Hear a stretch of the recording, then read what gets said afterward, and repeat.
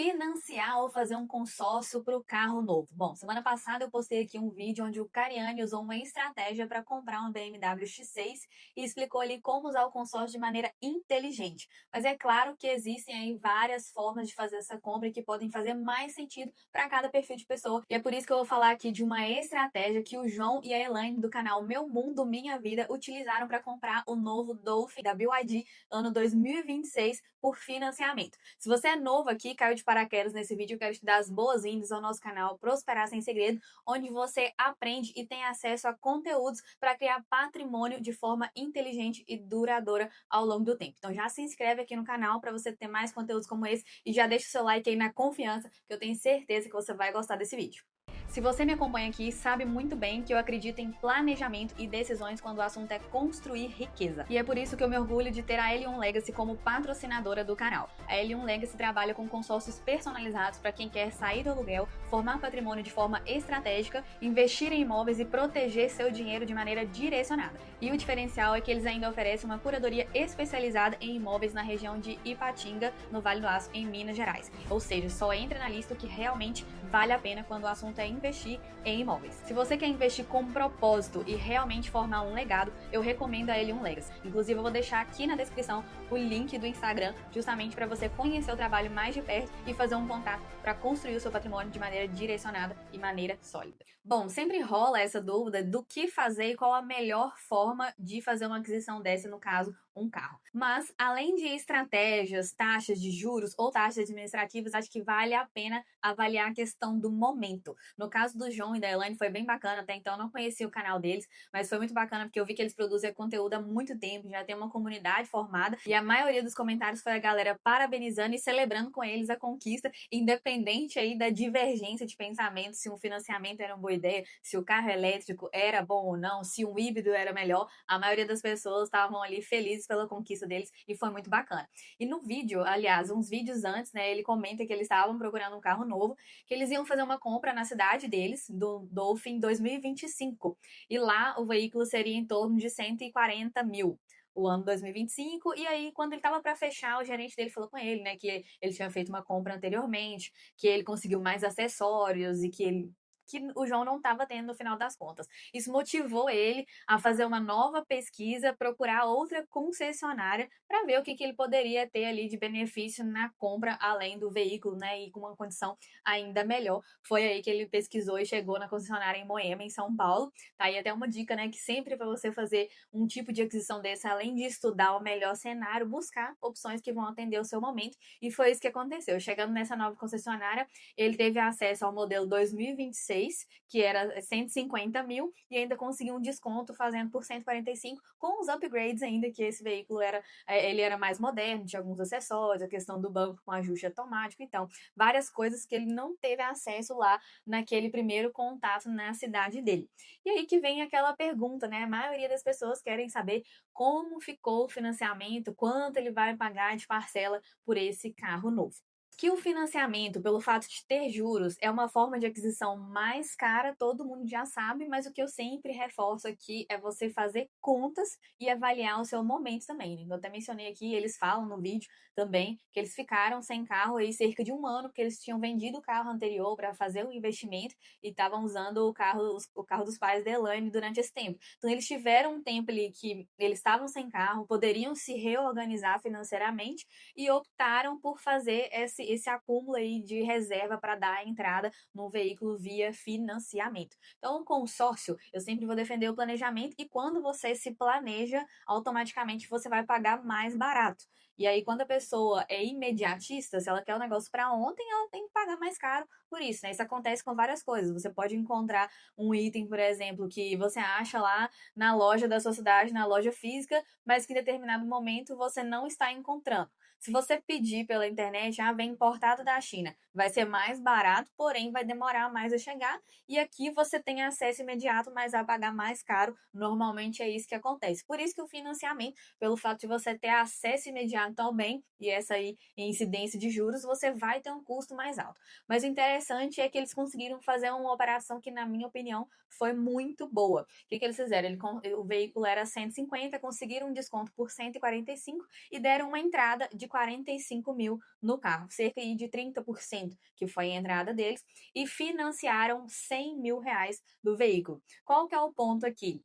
Para o financiamento, você precisa ter um score para ter essa aprovação, né? Não é assim tão simples você ter uma aprovação de 100 mil para financiamento, você tem que ter uma comprovação de renda que vai ser ali mais apurada para dar esse suporte para o banco, e isso também é o que vai definir a taxa de juros desse financiamento contratado, e que no caso deles foi uma taxa muito boa que eles conseguiram. Eles disseram que conseguiram uma taxa de cerca de 1,29% ao mês, e isso, gente, em termos de período aí de taxas de juros recordes no Brasil, realmente é uma taxa muito boa. Ele até comenta que a moça da concessionária falou que isso não era comum, mas geralmente a taxa de veículo é 2, 2,5, depende muito do cenário de quem, da empresa, né, da instituição financeira e de quem está tomando esse crédito. Então, realmente, foi uma taxa muito boa e isso resultou em 60 parcelas de 2.560. O financiamento do nosso carro ficou o seguinte: a gente ia pegar o BID 2025, que a gente, né, não sabia que tinha 2026. Aí a gente ligou para a agência de São Paulo, conseguiu 2026, que custava 150 mil. E aí a mulher, pra gente fechar com ela, ela fez por 145, né? Isso. 145. E aí a gente conseguiu no banco financiamento de 100 mil reais. E aí a gente deu 45 de entrada. Teve a primeira parcela do IPVA que já estava inclusa, aí deu um pouquinho mais. Então a gente teve que dar 45 mil de entrada e a gente financiou 100 mil. A gente quis fazer em 60 parcelas. E aí o gerente do nosso banco, mano, conseguiu uma taxinha de 1,28, né? 1,29. 1,29. Negócio assim, acho que foi 28, se eu não me engano. Uhum. E aí deu uma parcela deu 60 vezes de 560. 2.560, galera.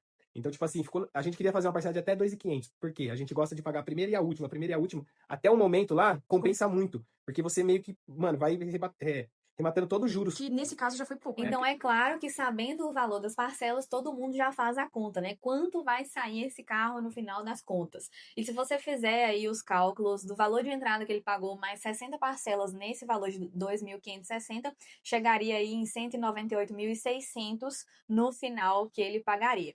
Qual que é o ponto principal aqui? Além de ele ter conseguido uma taxa muito boa, que não resultou num valor muito acima, porque dependendo do financiamento que você contrata, você vai pagar dois carros e meio. Então ele conseguiu um acréscimo relativamente baixo, em vista do que existe no mercado, de como o crédito tá caro, e além de tudo, ele pensou em uma parcela em que ele poderia se organizar para pagar a parcela do mês e a última parcela. Então ele fala assim: eu queria uma parcela que fosse até 2.500, de forma que eu possa pagar desse mês e a última, ou seja, ele pensou na amortização. Além de ter conseguido uma taxa de juros muito boa, que não ia aumentar muito o valor do crédito que ele pegou, né, o saldo devedor dele, ele já estava pensando em amortizar. Então, vamos supor, se ele faz isso, ele diminui o prazo de pagamento dele, que era de 5 anos, para 2,5, e aqueles 198.600, que foi a conta que a gente fez no início, cai drasticamente. É até uma das coisas que uma das pessoas fala nos comentários, né? Eu adoro ver os comentários. Nessa hora, então, surgem especialistas, mas existem também opiniões que valem a pena ser consideradas. Inclusive, tem essa aqui que eu gostei muito. O Flávio comentou o seguinte: sou corretor de imóveis e trabalho muito com financiamento e atuo em área comercial. Ele pegou 100 mil do banco, vai pagar 45 mil de juros em 5 anos, ou seja, 9 mil de juros por ano. Esse foi o comentário dele. Quem te dá 100 mil e te cobra apenas isso? Sem contar que o cálculo que você fez é se pagar uma por uma, né? Ele estava respondendo o comentário de outra pessoa. Se ele pagar de trás para frente, reduz. Então a taxa que ele pegou é excelente. E aí ele entra aqui na questão de que ele não escolheria um carro 100% elétrico por questões pessoais, mas um ponto importante que ele falou que realmente, levando em consideração o crédito que ele pegou, que era de 100 mil, 9 mil por ano diluído era uma taxa relativamente baixa devido ao cenário econômico que a gente está hoje. E ainda com a estratégia de quitação, isso ia cair ainda mais. Então foi uma estratégia muito inteligente que o João e a Elaine utilizaram aqui. O que eu sempre digo é que para cada perfil de pessoa e de compra tem que avaliar critérios além de fazer conta, é claro. Eles conseguiram aí juntar um valor legal, que era 30% do valor de entrada, com um plano de quitação pagando uma parcela relativamente alta por mês, se ele considerar aí duas por mês, né, ele vai pagar quase 5 mil de parcela, sem levar em consideração o desconto que ele vai ter por estar amortizando. E também a questão do perfil da pessoa. Eles já estavam em um momento em que eles se prepararam para fazer essa compra à vista. O que acontece no cenário consórcio e financiamento? Para o consórcio, além de você se planejar, você tem que levar em consideração que, dependendo do contexto que você entra, você vai precisar dar um lance maior do que 30% que foi a entrada dele. Então, em alguns casos, a pessoa dá 50%, 55% de lance, então precisaria de um capital maior. Em contrapartida, para o financiamento, você precisa ter esse financiamento aprovado. Dependendo do valor que você quer financiar, você precisa ter um score bom para isso, né? Que vai te gerar também boas taxas. Às vezes você tem ele aprovado pela sua pontuação do score ser boa, mas você não vai ter acesso a uma taxa tão boa. E vamos ser sinceros, né? Taxas boas decorrem de relacionamento no banco, porque isso aí são os bancões mesmo que vão conseguir taxas melhores e isso vai ser uma consequência de um bom relacionamento também. E tudo no banco é reciprocidade, né? Na maioria dos casos. Então, se você contrata serviços daquele banco, se você já tem um capital ali investido ou deixa na conta mesmo, você tem serviço de cartão de crédito, seguro, na maioria dos casos, banco funciona dessa forma aí, com a reciprocidade. Então, tudo isso tem que levar em consideração, né? Será que eu, no meu contexto, conseguiria a mesma taxa que eles conseguiram, com a mesma condição de quitação, vou conseguir antecipar? Tudo isso tem que levar em consideração.